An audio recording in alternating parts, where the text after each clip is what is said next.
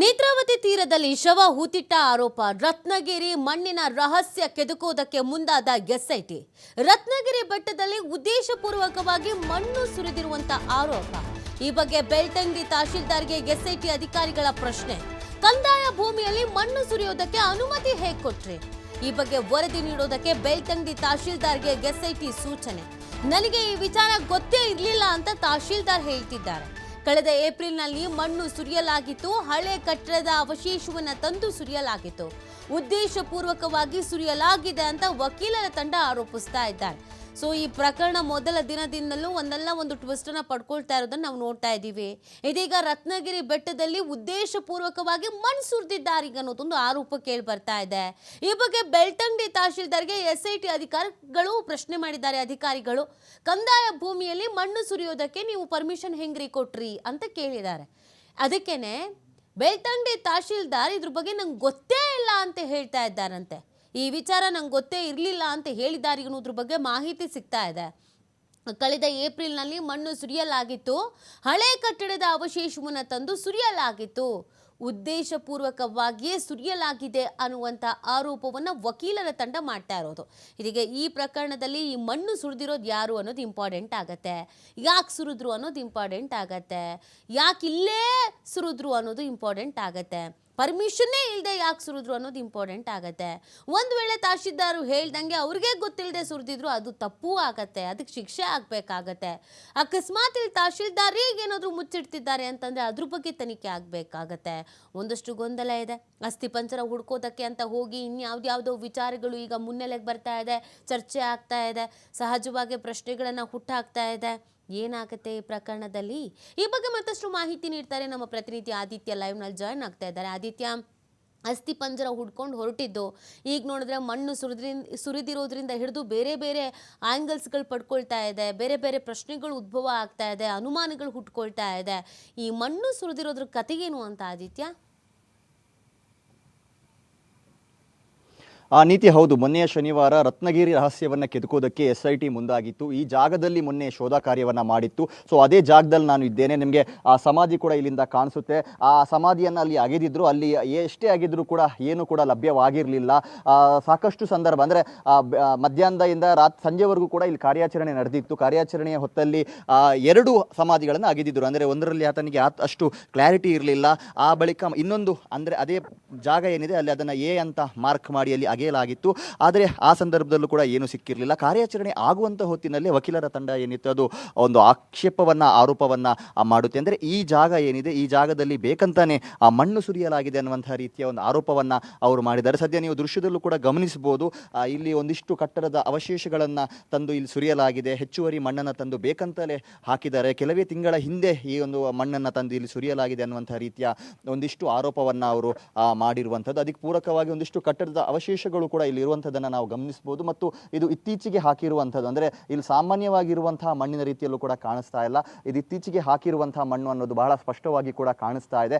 ಆದರೆ ವಕೀಲರ ಪ್ರಕಾರ ಇದು ಸಾಕ್ಷಿನಾಶ ಮಾಡೋದಕ್ಕೆ ಮಾಡಿರುವಂಥ ಹುನ್ನಾರ ಅನ್ನುವಂಥ ರೀತಿಯ ಆರೋಪವನ್ನು ಕೂಡ ಅವರು ಮಾಡಿದರು. ಯಾಕಂದರೆ ಆತ ಕೊಟ್ಟಿರುವಂಥ ಮಾಹಿತಿಯ ಪ್ರಕಾರ ನಾನು ಸುಮಾರು 5 ಅಡಿಯ ಒಳಗಡೆ ಮತ್ತು SITಯ ಒಂದು ಪ್ರೋಟೋಕಾಲ್ ಪ್ರಕಾರ ಅವರು 6 ಅಡಿವರೆಗೂ ಕೂಡ ಉತ್ಖನನ ಮಾಡುವಂಥದ್ದು ಅವರ ಒಂದು ಪ್ರೋಟೋಕಾಲ್ ಆಗಿದೆ. ಅದರ ಒಳಗಡೆ ಅಂದರೆ ಆತ ಹೇಳಿರಬಹುದು 3 ರಿಂದ 4 ಅಡಿ ಅಂತ. ಆದರೆ SIT ತಮ್ಮ ಒಂದು ತನಿಖೆಯ ಒಂದು ಪಾರದರ್ಶಕತೆಗೋಸ್ಕರ AC ಸ್ಟೆಲಾ ವರ್ಗೀಸ್ ಅವರು ಮಿನಿಮಮ್ 6 ಅಡಿವರೆಗೂ ಕೂಡ ಉತ್ಖನನ ಮಾಡಿರುವಂಥದ್ದು ಇದೆ. ಹಾಗಾಗಿ 6 ಅಡಿ ಉತ್ಖನನ ಮಾಡಿದಂಥ ಸಂದರ್ಭದಲ್ಲೂ ಕೂಡ ಇಲ್ಲಿ ಏನೂ ಪತ್ತೆ ಆಗಿರಲಿಲ್ಲ. ಈ ಕಾರಣಕ್ಕೋಸ್ಕರ ಮತ್ತೆ ಆತ ಬೇರೆ ಜಾಗವನ್ನು ಕೂಡ ತೋರಿಸ್ತಾನೆ. ಅದನ್ನು 16A ಅಂತ ಮಾರ್ಕ್ ಮಾಡಿ ಅಲ್ಲಿ ಅವರು ಕಾರ್ಯಾಚರಣೆಯನ್ನು ಮಾಡ್ತಾರೆ. ಆದರೂ ಕೂಡ ಏನು ಸಿಗೋದಿಲ್ಲ. ಈ ಬೆನ್ನಲ್ಲೇ ಇಲ್ಲಿ ಒಂದಿಷ್ಟು ಕಡೆಯಿಂದ ಅಂದರೆ ಹೋರಾಟಗಾರರ ಕಡೆಯಿಂದ ಸಹಿತ ವಕೀಲರ ತಂಡದ ಕಡೆಯಿಂದ ಇದರ ಬಗ್ಗೆ ಆಕ್ಷೇಪಗಳು ಕೇಳಿ ಬರ್ತಾ ಇದೆ. ಯಾತಕ್ಕೋಸ್ಕರ ಇಲ್ಲಿ ಮಣ್ಣು ಸುರಿದಿದ್ದು, ಯಾರು ಇಲ್ಲಿ ಮಣ್ಣು ಸುರಿದಿದ್ದಾರೆ?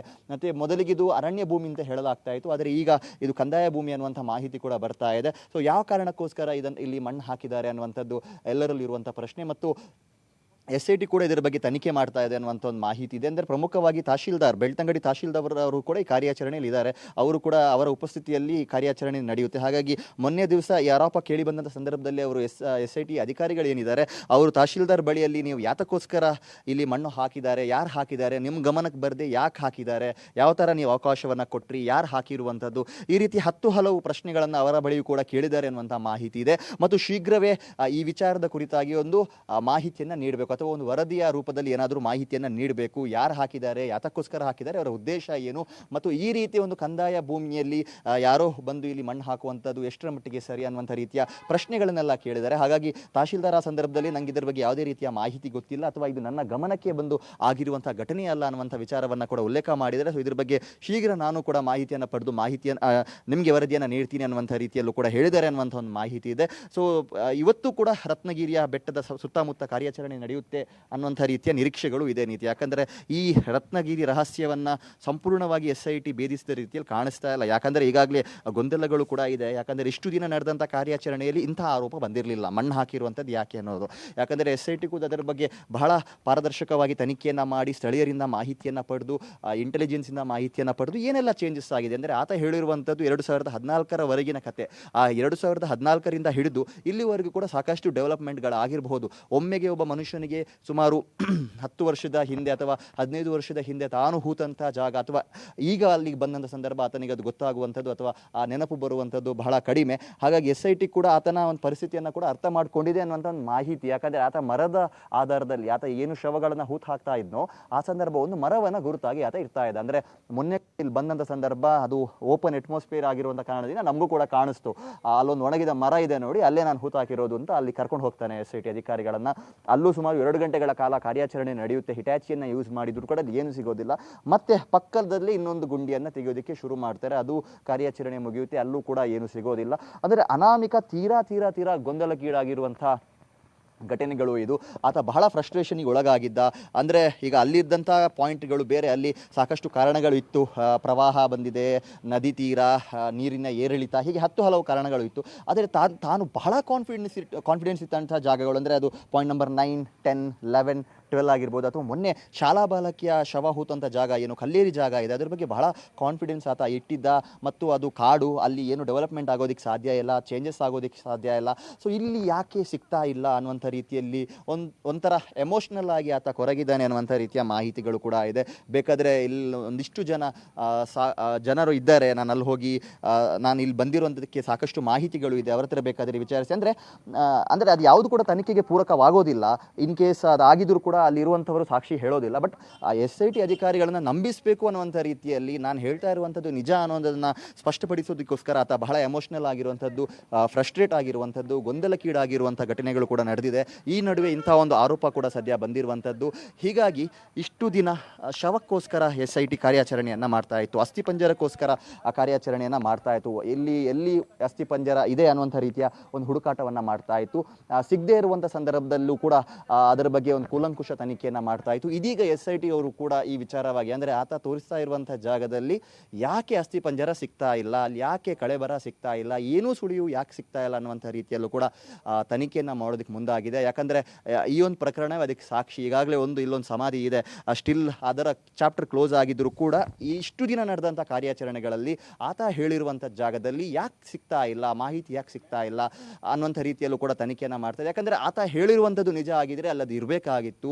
ಸೊ ಯಾಕೆ ಸಿಗ್ತಾ ಇಲ್ಲ, ಎಲ್ಲಿ ತನಿಖೆಯ ಹಾದಿ ತಪ್ತಾ ಇದೆ, ಇನ್ನೇನೆಲ್ಲ ಮಾಡ್ಕೋಬಹುದು, ಯಾವ ಆ್ಯಂಗಲಲ್ಲಿ ನಾವು ತನಿಖೆಯನ್ನು ಮಾಡಬೇಕಾಗಬಹುದು ಮತ್ತು ಆತನಿಗೆ ಯಾವ ಥರ ಒಂದು ಅವಕಾಶಗಳನ್ನು ನೀಡಬೇಕು, ಈ ಕುರಿತು ಕೂಡ ಗಂಭೀರವಾಗಿರುವಂಥ ಚರ್ಚೆಗಳು ನಡೀತಾ ಇದೆ. ಹಾಗಾಗಿ ಅನಾಮಿಕ ದೂರುದಾರನಿಗೆ ಸಮಾಧಾನವಾಗುವವರೆಗೂ ಒಂದು ಜಾಗವನ್ನು ಅವರು ಉತ್ಖನನ ಮಾಡಿಯೇ ಮಾಡ್ತಾರೆ.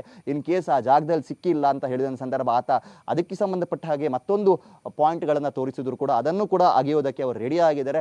ಎಲ್ಲಿಯವರೆಗೂ ಅಂದರೆ ಡೇ 1 ಕೂಡ ದಯಾಮ್ ಅವರು ಇದನ್ನೇ ಹೇಳ್ತಾ ಇದ್ರು, ಎಲ್ಲಿಯವರೆಗೂ ಆತನ ಮುಖದಲ್ಲಿ ನಮಗೆ ಸಮಾಧಾನ ಕಾಣಿಸುತ್ತೆ, ಆತನಿಗೆ ಅದು ಓಕೆ, ಸ್ಯಾಟಿಸ್ಫೈ ಆಗಿದೆ ನಾವು ಮಾಡಿರುವಂಥ ಕಾರ್ಯಾಚರಣೆ, ಅಲ್ಲಿವರೆಗೂ ಕೂಡ ನಾವು ಅಗಿತೀವಿ, ಉತ್ಖನನವನ್ನು ಮಾಡ್ತೀವಿ ಅನ್ನೋದನ್ನ ಹೇಳಿದರು. ಸೊ ಸಾರ್ವಜನಿಕವಾಗಿ ಭಿನ್ನಾಭಿಪ್ರಾಯಗಳು, ಆಕ್ಷೇಪಗಳು ಸದ್ಯ ವ್ಯಕ್ತವಾಗ್ತಾ ಇದೆ.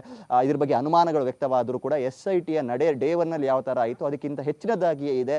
ಮತ್ತು ಈಗಲೂ ಕೂಡ ಅವರು ಅದನ್ನೇ ಹೇಳ್ತಾ ಇದ್ದಾರೆ, ಆತನಿಗೆ ಸಮಾಧಾನವಾಗುವವರೆಗೂ ಕೂಡ ನಾವು ಕಾರ್ಯಾಚರಣೆಯನ್ನು ಮಾಡ್ತೀವಿ. ಆತ ಎಷ್ಟೇ ಗುಂಡಿಗಳನ್ನು ತೋರಿಸಲಿ, ಆ ಕಾರ್ಯಾಚರಣೆ ಆ ದಿನ ಸ್ಟಾಪ್ ಆದರೂ ಕೂಡ ಅದನ್ನು ಮರುದಿನ ನಾವು ಬೇಕಾದರೂ ಕಂಟಿನ್ಯೂ ಮಾಡ್ತೀವಿ ಅನ್ನುವಂಥ ಒಂದು ಸ್ಪಷ್ಟ ಸಂದೇಶವನ್ನು ರವಾನಿಸಿದ್ದಾರೆ. ಹಾಗಾಗಿ ಈ ಸಂದೇಶದ ಮೇರೆಗೆ ಇವತ್ತು ಕೂಡ ಕಾರ್ಯಾಚರಣೆ ಯಾವ ಥರ ಸಾಗುತ್ತೆ, ರತ್ನಗಿರಿ ರಹಸ್ಯ ಏನು ಮೊನ್ನೆ ಕೆದಕೋದಕ್ಕೆ ಬಂದರು, ಇಲ್ಲಿ ಅದಕ್ಕೆ ಯಾವುದೇ ರೀತಿಯ ಉತ್ತರಗಳು ಸಿಕ್ಕಿಲ್ಲ. ಸೊ ಹಾಗಾಗಿ ಈಗ ಇರುವಂಥ ಆರೋಪಗಳ ಆಧಾರದ ಮೇಲೆ ಮತ್ತೆ ಇದು ಕಂಟಿನ್ಯೂ ಆಗುತ್ತಾ ಅಥವಾ ಇವತ್ತು ಅನಾಮಿಕ ವ್ಯಕ್ತಿ ಬೇರೆಯದ್ದೇ ಜಾಗ ತೋರಿಸ್ತಾನೆ ಅನ್ನುವಂಥ ಪ್ರಶ್ನೆಗಳು ಇದೆ. ಆದರೆ ಸದ್ಯ ಇರುವಂಥ ಮಾಹಿತಿಯ ಪ್ರಕಾರ ಆತ ಈ ರತ್ನಗಿರಿಯಲ್ಲೇ, ಅಂದರೆ ಮೊನ್ನೆ ಏನು ಒಂದು 16ನೇ ಪಾಯಿಂಟಿಗೋಸ್ಕರ ಹುಡುಕಾಟವನ್ನು ಮಾಡಿದ್ರು ಅದು ಇವತ್ತು ಕಂಟಿನ್ಯೂ ಆಗುವಂಥ ಸಾಧ್ಯತೆ ಇದೆ. ಈಗಾಗಲೇ 16A ಇದೆ, 16B ಆಗುವಂಥ ಸಾಧ್ಯತೆಯೂ ಇದೆ, 16C ಆಗುವಂಥ ಸಾಧ್ಯತೆಗಳು ಕೂಡ ಇದೆ. ನೀತಿ. ಓಕೆ, ಥ್ಯಾಂಕ್ ಯು ಆದಿತ್ಯ ತಮ್ಮ ಡೀಟೇಲ್ಸ್ಗಾಗಿ.